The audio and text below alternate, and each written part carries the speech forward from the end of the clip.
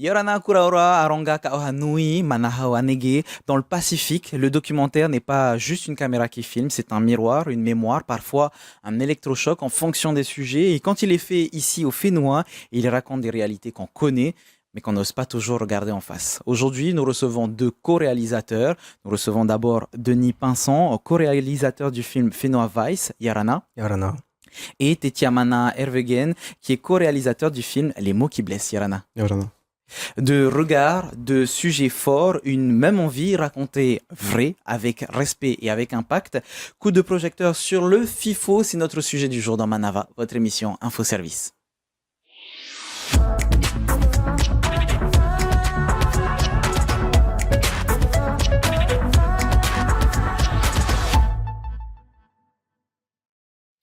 Vous le savez, le documentaire océanien a un rendez-vous important à Tahiti, le FIFO, Festival international du film documentaire océanien, organisé chaque année à Tahiti. Et pour cette 23e édition, on revient sur deux créations, celle de Denis et de Tetiamana. On va commencer avec Fénois Vice, qui s'attaque à un sujet social majeur, l'ICE en Polynésie, à travers des témoignages de proches et l'émergence d'un mouvement citoyen. Regardez plutôt.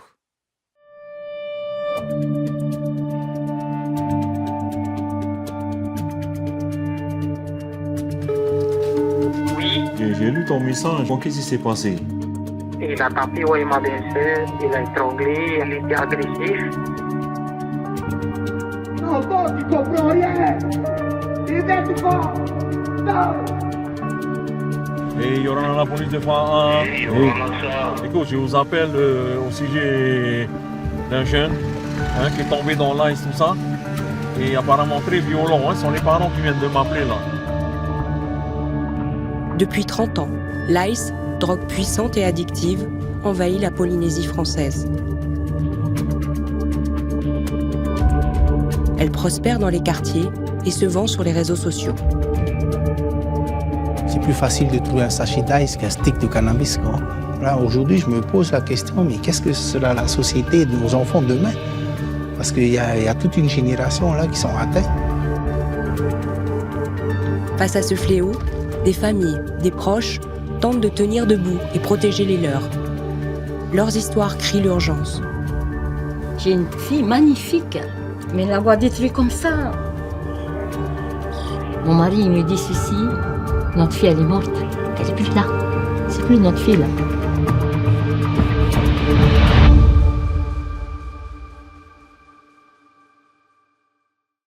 Après Fénois Vice, on parle des mots qui blessent, les mots qui blessent, qui suit la création d'un spectacle porté par des collégiens lors du Heiva Taurea de 2024 autour du thème du harcèlement et de la manière dont la jeunesse s'appuie sur sa culture pour dire stop. C'est ce qu'on vous propose de regarder en images.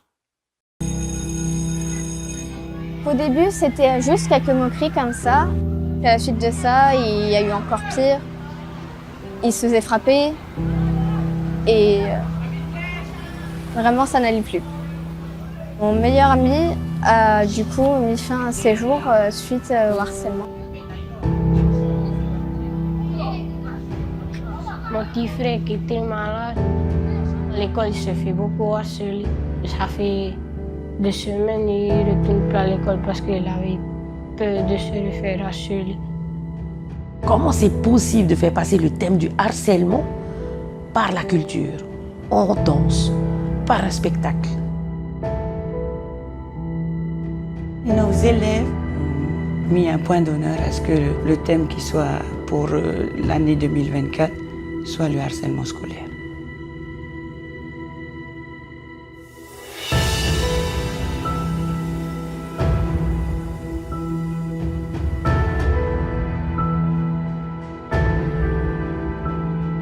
Ils y mettent du cœur, des sentiments, des émotions. Jamais on n'aurait pensé qu'ils aient la maturité pour aller jusque-là.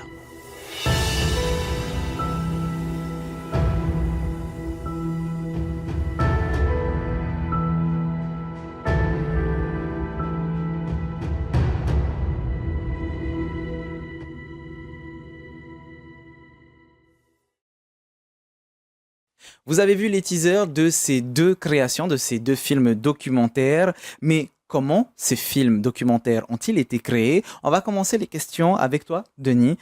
Fais-nous Vice montre le revers de la carte postale avec les soucis d'Ice. Finalement, c'est quoi la genèse du projet? Pourquoi avoir choisi cette thématique-là? Alors, je pense qu'on a démarré il y a, je dirais, un peu plus de 3 ans, voire 4 ans, en tout cas, l'idée. Elle nous a été soumise par Suliane Favenek, qui est la co-réalisatrice et auteure du film. Elle avait fait déjà une enquête pour la presse écrite et on a commencé à parler du sujet. On commençait à entendre parler de l'ICE, on savait qu'il y avait un problème, mais c'était vraiment pas quelque chose qui était clairement abordé dans les médias. Et on s'est dit, bon, il y a quelque chose à faire, il faut se mettre dessus. Et après, le temps de développer, de travailler dessus, de trouver un diffuseur et d'attaquer vraiment la recherche des personnages. Voilà, ça nous a pris, on va dire, quasiment 3 ans en fait. Mais quand on parle d'Ice, il y a tout de suite une forme de tabou. Comment est-ce qu'on fait pour filmer un sujet aussi sensible sans forcément mettre les témoins, voire même ton équipe en danger finalement? En fait, c'est vrai qu'on aurait pu attaquer le film un petit peu sous différents angles. On aurait pu faire quelque chose plus sous forme d'enquête, aller voir vraiment les consommateurs, essayer d'approcher des dealers. Enfin, l'idée, on a voulu plutôt montrer les gens qui sont touchés, les familles, les proches, et finalement les conséquences que ça a sur ces familles, sur les quartiers et indirectement sur la société. Donc, c'est un moment où justement ça commençait dans les médias à en parler un petit peu plus. Il y avait des témoignages de parents qui avaient perdu leur enfant et tout ça. Donc, on a commencé en fait à rencontrer un groupe de personnes qu'on a fait se rencontrer aussi. Et en fait, c'était le début de la création de la fédération, en fait.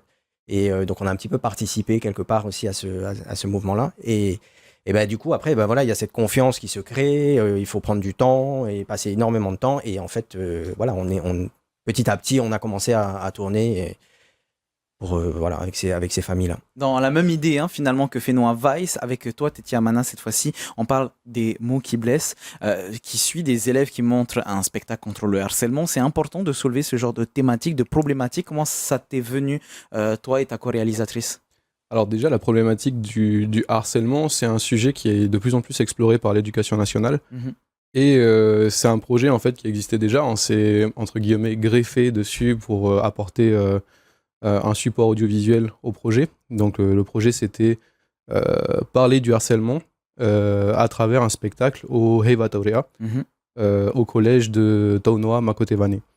Et donc ce projet, il a été apporté d'abord par le principal adjoint du collège, Michael Hervegen, qui nous a, entre guillemets, mandaté en fait pour essayer de proposer un projet audiovisuel autour de ce projet.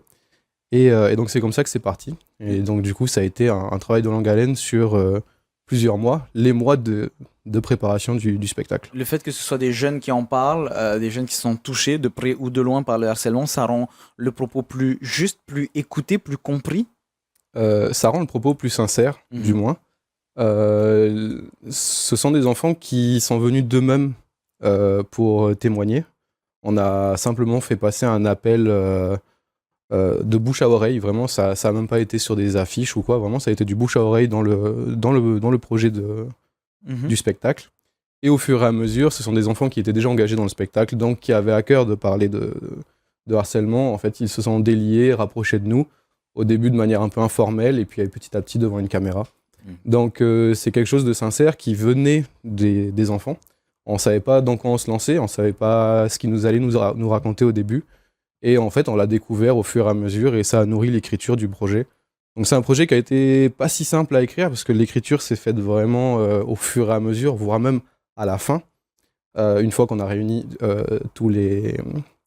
Comment dire? En fait, tous les rushs, une fois que tu as toutes tes ressources, c'est là que tu te dis, tiens, on peut mettre aussi comme ça, poser telle ou telle question à ces personnages. Dans cette idée, finalement, là, on parle de harcèlement, mais si je reviens vers toi, Denis, avec l'ICE, j'aimerais savoir si, autour de ce tabou, que ce soit du harcèlement ou de l'ICE, autour de ces tabous qu'il y a dans notre société, est-ce qu'il y a une limite à ne pas dépasser quand on filme ce genre de sujet? Vous avez très certainement rencontré des gens ou assisté à des moments assez privés, assez intimes. Comment est-ce qu'on fait pour trouver le juste milieu de ça on diffuse et en même temps ça on peut pas? Alors clairement, on a été nous directement confrontés à ça. En fait, du coup, moi j'ai passé énormément de temps avec Charles, envoyé. Donc, comme vous le savez, il intervient beaucoup auprès des familles et voilà dans les quartiers, et voilà depuis très très très longtemps. Donc je suis allé beaucoup avec lui et donc Effectivement, j'étais témoin de pas mal de choses, des choses assez dures, voilà, très difficiles, des situations avec des familles, avec des enfants et tout. Donc, et pour une grande partie de ce que j'ai vu ou parfois filmé, en fait, on l'a pas utilisé en fait, parce que évidemment, de toute façon, il faut demander une autorisation. Et ben voilà, sur ce sujet-là qui est tabou, qu'il est un peu moins aujourd'hui. Oui. Par rapport, je pense, il y a un an déjà, on était encore dans ce tabou-là. Aujourd'hui, depuis qu'il y a eu la marche, depuis qu'il y a, je pense, la fédération et bon, le gouvernement qui s'est quand même positionné, je pense que les familles et les gens osent un peu plus en parler et se positionner. Mais c'est toujours délicat, en fait. Tu peux pas, voilà. Et nous, on avait des choses qu'on a tournées avec des mineurs, des choses comme ça. Donc, on a la loi aussi, la légalité. C'est-à-dire qu'on a des contrats à faire signer. Et si les gens, si les gens, ils n'ont pas envie de jouer le jeu, ils n'ont pas envie de montrer ça, ils vous disent directement et vous diffusez pas. Ah oui. Et puis plein de fois, j'y suis allé et j'ai pas filmé. J'étais témoin, j'ai assisté, j'étais là dans un coin, mais j'ai pas pu filmer parce qu'ils voulaient pas être filmés. Par contre, et parfois j'ai filmé et finalement après ils ont dit bah non, finalement on veut pas. Ouais. Donc voilà, tu passes énormément de temps. Et y assister, de toute façon, ça te permet aussi de mieux construire le propos, de mieux le comprendre, de mieux l'assimiler. Ça fait partie du jeu en fait. T'es obligé de passer du temps de toute façon avec tes personnages sur le sujet, d'aller sur le terrain en fait. Et tu sais jamais ce que tu vas avoir, tu sais voilà. Je rejoins sur ce que tu disais sur le montage, que ça se construit aussi là. Moi, souvent, j'ai l'impression, il y a un film qui existe à l'écriture. Quand tu écris, tu imagines un film. C'est un nouveau film que tu fais quand tu es en tournage, parce qu'en fait, finalement, ça se passe pas comme tu l'as prévu. Et c'est encore un troisième film différent au montage. Tu fais le montage. Ouais. À chaque fois, c'est vraiment deux process différents et voilà.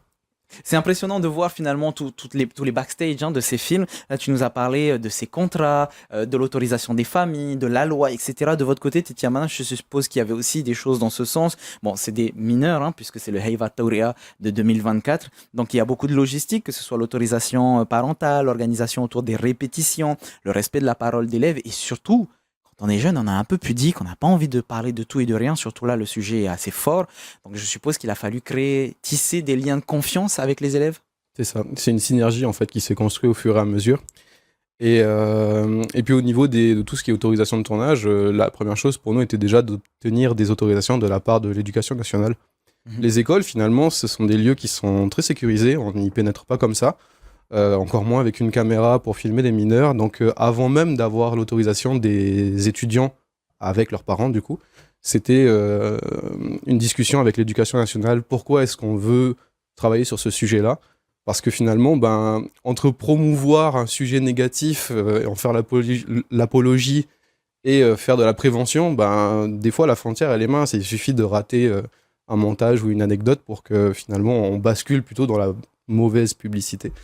Alors, moins pour des sujets comme celui que j'ai exploré, le harcèlement, mais je pensais notamment à l'ICE. Ça peut attirer la curiosité de jeunes, malheureusement. Et donc, du coup, c'est toujours délicat, en fait, de produire sur des sujets comme ça. Et puis, en ce qui concerne, du coup, la la synergie avec les enfants, ben, du coup, ça se fait au fur et à mesure, comme j'ai déjà expliqué.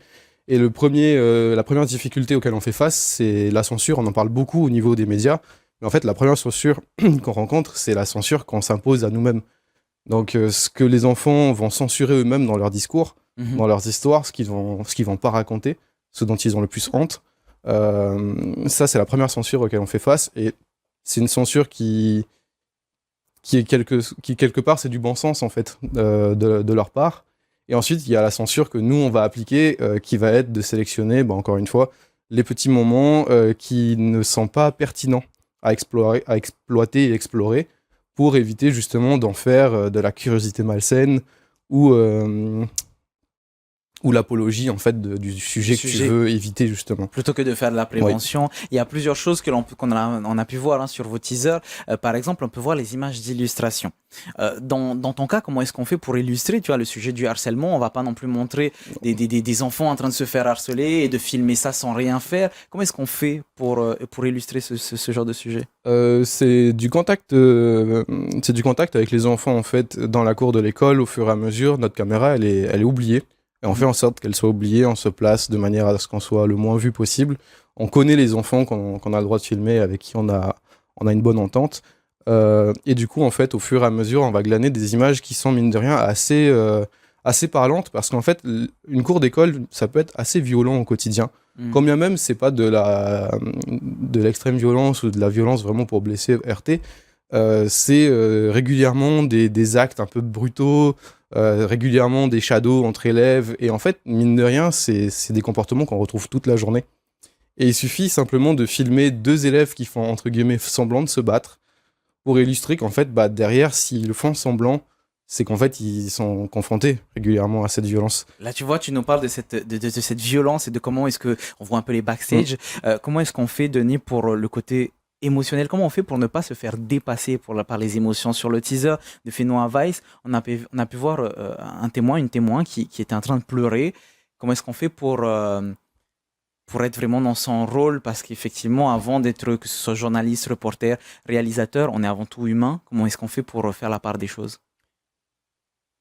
En fait, il faut du temps. Clairement, là, par exemple, cette séquence-là, en fait, on avait déjà rencontré la personne, on avait déjà créé un lien, on savait quand même, voilà, les choses. Donc, c'est toujours dur, hein. Nous, on est toujours impliqués. En vrai, moi, ça fait 15 ans que je fais des docs. Je suis, pour une grande partie, je suis toujours en contact avec les gens que j'ai filmés. En fait, tu crées vraiment des liens forts, en fait, avec les gens. C'est pas juste un tournage et puis après, ciao, c'est fini. Allez, ciao, ouais, voilà. En vrai, tu crées vraiment quelque chose, hein, et ça reste dans le temps. Et moi, je fais vraiment en sorte que ça soit bien et qu'il y ait une vraie relation de confiance. Parce que moi, c'est important, en fait. Et du coup, ça, c'est intéressant. Donc, forcément, ça, c'est dur. Il faut arriver à faire la part des choses, effectivement. Tu as toujours d'un côté l'œil réalisateur, entre guillemets, où tu dis, ok, ça c'est bien ce qui est en train de se passer, même si c'est dur, tu dis, ok, au moins l'émotion, elle passe, le message va passer, ça va être fort, ça va toucher aussi le public. Et en même temps, tu es humain, t'as d'autres œil qui n'est pas dans la caméra, où tu vois ce qui se passe. Et oui, forcément, ça te touche. Et je te dis, et voilà, en tout cas, moi, je garde vraiment ces liens avec les gens en général avec qui je tourne. Et puis même, j'imagine aussi au montage, avec la musique qui rajoute quelque chose, des images d'illustration, ça doit vraiment apporter cet aspect émotionnel. Est-ce qu'on a une forme de responsabilité quand ça fait plusieurs années, comme toi, que l'on fait du film documentaire, qu'on s'occupe de ces sujets-là? Est-ce qu'on a une forme de responsabilité à couvrir des sujets qui ouvrent le dialogue? Oui, en tout cas, c'est notre volonté. C'est de faire des films, en tout cas de s'attaquer entre guillemets à des sujets qui ont du sens pour aujourd'hui par rapport à la société, par rapport à la Polynésie. Voilà, on prétend pas faire changer les choses, mais voilà, on se dit que c'est des sujets importants, il faut en parler, il faut les aborder et voilà, il faut les traiter du mieux possible. Donc voilà, c'est ce qu'on essaye de faire. Mais en tout cas, on va dans cette direction-là. Ça peut être des sujets de société, on fait aussi souvent des choses culture, patrimoine, voilà. On est un peu dans... Un peu la même question finalement pour toi, Tetia Mana, parler du harcèlement, surtout qu'on en parle de plus en plus dans les écoles, avec les responsables, le gouvernement et autres. C'est important pour toi de parler de ces sujets et ça, comme je le disais à Denis, ça apporte une forme de responsabilité? C'est un sujet qui est important, mais qui malheureusement en fait va évoluer, j'espère, mais qui sera toujours d'actualité. On va pas arrêter le harcèlement grâce à ce documentaire. Et les élèves, ça l'avaient bien compris, ainsi que l'équipe pédagogique. Leur projet autour du Hevatorea n'avait pas pour but de faire arrêter le harcèlement scolaire, parce que c'est illusoire, mais en fait, rien que d'en parler, ça permet déjà à ceux qui en sont victimes de pouvoir ensuite trouver une porte de sortie, se rapprocher des bonnes personnes, et dans le documentaire, du coup, on met en avant quand même éventuellement des solutions qui sont pas destinées à tout le monde, en fait, qui sont destinées vraiment aux personnes qui sont touchées. Je pense qu'en fait, elle est là la responsabilité de ce genre de documentaire, de produits vidéo. C'est permettre à ceux en fait qui sont impliqués de pouvoir sortir la tête en fait de l'eau et voir en fait qu'il y a quelque chose. Donc finalement, faisable, quoi. Même si on va pas sauver le monde grâce à un ou deux documentaires, mais de pouvoir toucher le maximum de personnes, de pouvoir essayer de sensibiliser, de faire de la prévention, ça serait l'objectif, Denis? Oui, clairement. De toute façon, c'est ça l'idée. Nous, avec l'ICE, sur le sujet, c'est pareil. C'est de montrer ces gens-là qui se positionnent, qui se lèvent, qui osent casser le tabou. Et finalement, ça va donner envie à d'autres de faire pareil. En fait, c'est un petit peu ça. C'est comme le mouvement citoyen, la grande marche qu'il y a eu au mois de septembre. Et donc voilà, je pense que filmer ces personnages-là qui portent ce message-là et qui portent ce combat, ça peut donner envie aux gens et confiance aussi pour casser le tabou et pour que ça s'arrête en fait. Le documentaire a toute sa place dans le Pacifique, surtout avec des sujets comme celui-là. Et j'ai pour preuve ces 23 éditions menées d'une main de maître. Une salutation remplie d'émotions à Maré Valeux, qui nous a quittés l'année dernière et pour qui cette édition est dédiée. Parmi celles qui font évoluer le FIFO, il y a bien sûr 7 figures emblématiques, à savoir Laura Théron. Et cette 23e festival, on voit ça tout de suite en images. Yaorana, je m'appelle Laura Théron, je suis la déléguée générale du Festival international du film documentaire océanien. La FIFO, c'est l'association qui chapeaute l'organisation du Festival international du film documentaire océanien, qu'on connaît plutôt sous le nom de FIFO, à Tahiti. La FIFO existe depuis 23 ans, comme le festival, et ce qui fait son identité, c'est la volonté de faire se réunir l'Océanie au sein d'un festival audiovisuel, donc qui est aussi une réunion culturelle de tous les États du Pacifique, de toutes les identités dans le Pacifique à travers une image audiovisuelle.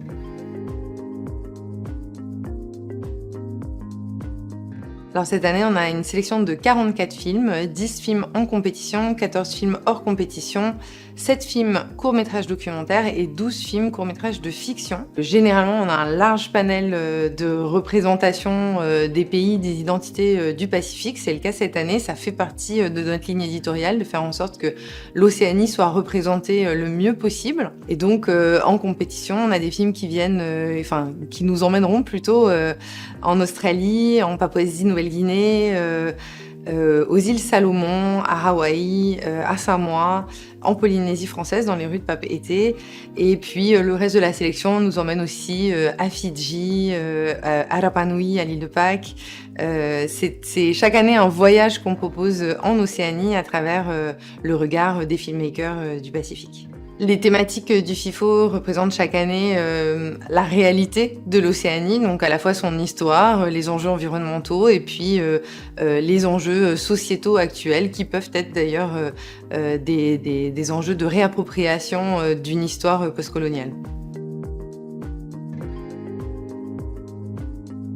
Le FIFO s'étend sur 9 jours. On ouvre le festival sur 3 soirées spéciales qui sont des soirées gratuites qu'on appelle les soirées du off. La première soirée court-métrage de fiction qui est la nuit de la fiction océanienne. Deuxième soirée court-métrage documentaire. Troisième soirée carte blanche au Sundance Film Festival. Et puis ensuite du mardi au vendredi, on a la sélection des films moyens ou longs métrages documentaires qui sont également accessibles d'ailleurs aux scolaires. C'est gratuit pour toutes les inscriptions scolaires. Et puis le dernier week-end du festival, les 14 et 15 février, on reprogrammera les films qui ont été primés par le jury ou par le public et puis aussi les coups de cœur de la FIFO. En marge des projections qui ont lieu dans les 3 salles de projection de la Maison de la Culture, on donne rendez-vous à tous les curieux ou les passionnés d'audiovisuel pour des ateliers d'initiation à l'audiovisuel, aussi un bootcamp audiovisuel un peu plus intense et pour des gens qui s'y connaissent un peu plus, et puis le niveau au-dessus pour les adultes ou les professionnels ou semi-professionnels, on a des masterclass et des workshops spécialisés et dédiés filières. Et pour terminer cette émission, quoi de mieux que le site internet de prédilection pour vous aider sur le FIFO.